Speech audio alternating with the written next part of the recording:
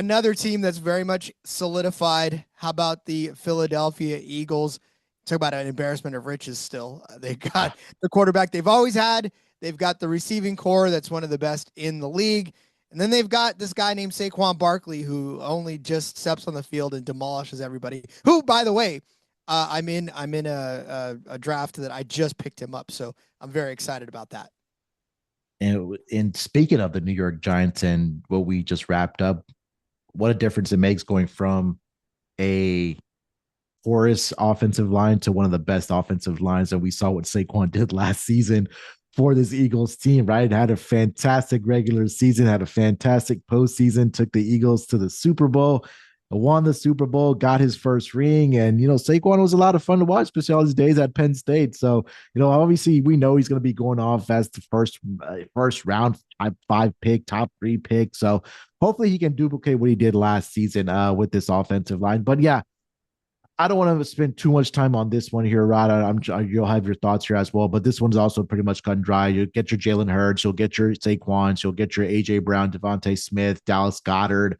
There may be a little bit of a battle for that third or fourth wide receiver position there, but I know the Texans traded John Mechie over to the Eagles, and so he's now on their roster, fighting for some maybe that fourth or fifth guy on this roster. Really rooting for him. He had some medical things that he had to take care of, and it was glad to see him back. Heard a little bit that they traded him, but embarrassment of riches, like you mentioned, for this Eagles team, especially at the wide receiver position now. So they have a lot of depth there. There's really not much battles going on, at least from a fantasy perspective. Obviously, you'll have your, cornerback safety type of battles, but that's not fantasy relevant there. So, I mean, this one is pretty much cut and dry here, Rod. Yeah, because even with the receiving core, right, with AJ Brown having 1,079 yards last year, and then Devontae Smith right behind him, 833. And really, what's impressive is obviously Brown and Devontae both missed time, and they still managed to be monsters. But after that, even the third or fourth wide receivers on this team not necessarily all that fantasy relevant because Jahan Dotson was the follow up receiver because you went AJ Brown, Devontae Smith, Dallas Goddard, and then the Grant. For the life of me, I'm going to mess up his name, so I'm not even going to say it. But you had the other tight end out there, and then you had Saquon Barkley, and then you had Jahan Dotson was the next best receiver after that, and he only had 216 yards. Because here's the thing, Munaf, right? When your quarterback only throws for 2,903 yards, all told, there's not a lot of fantasy production at the wide receiver position to go around, especially when your running back's getting 2,000 yards in his own right. And that's exactly what it is, right? Like this Eagles team we know is a run first team, you can say.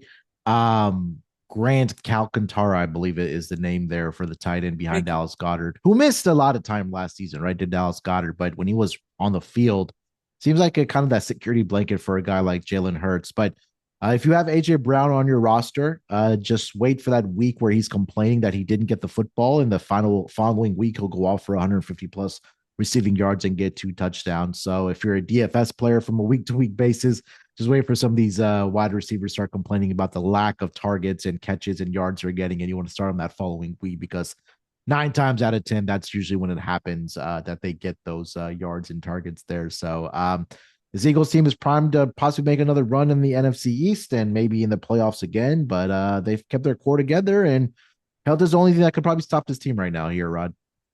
Yeah. Well, please don't not everybody knock on wood because when I actually picked up Saquon Barkley, I was like, God, just stay healthy all year long. I know he's not going to get me another 2,000 rushing yards, but at the very least, I'll take 1,500 and a couple of touchdowns to go with it. So, yep, Eagles locked up, NFC East locked up.